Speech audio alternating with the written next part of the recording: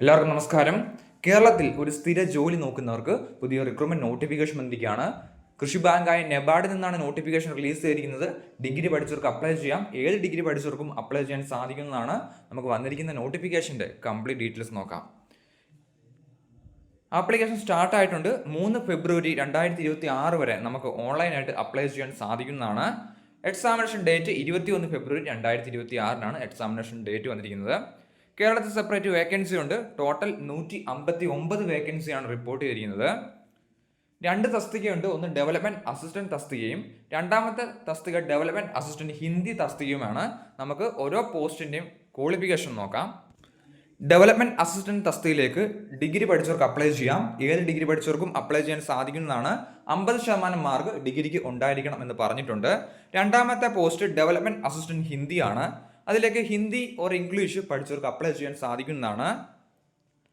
ഹിന്ദി അല്ലെങ്കിൽ English compulsory ആയിട്ട് പഠിച്ചിരിക്കണമെന്ന് പറഞ്ഞിട്ടുമുണ്ട്. ഡിഗ്രിയിൽ 50% മാർക്കാണ് പറഞ്ഞിരിക്കുന്നത്.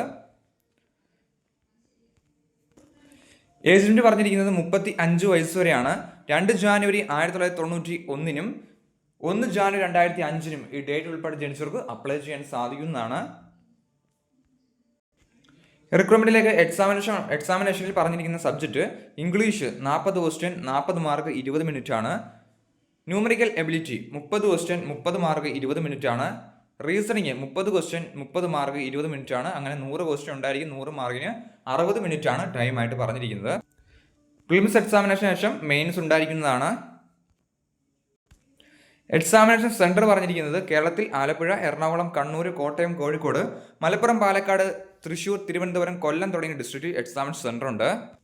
സോ അപ്ലൈ ചെയ്യാൻ ആഗ്രഹിക്കുന്നവർ അപ്ലൈ ചെയ്യുക. നോട്ടിഫിക്കേഷൻ ഡൗൺലോഡ് ചെയ്യാനുള്ള ലിങ്ക് ഡിസ്ക്രിപ്ഷൻ ബോക്സിൽ കൊടുത്തേക്കാം. നോട്ടിഫിക്കേഷൻ വായിച്ചു നോക്കിയതിനു ശേഷം അപേക്ഷിക്കാൻ ആഗ്രഹിക്കുന്നവർ അപ്ലൈ ചെയ്യുക. താങ്ക്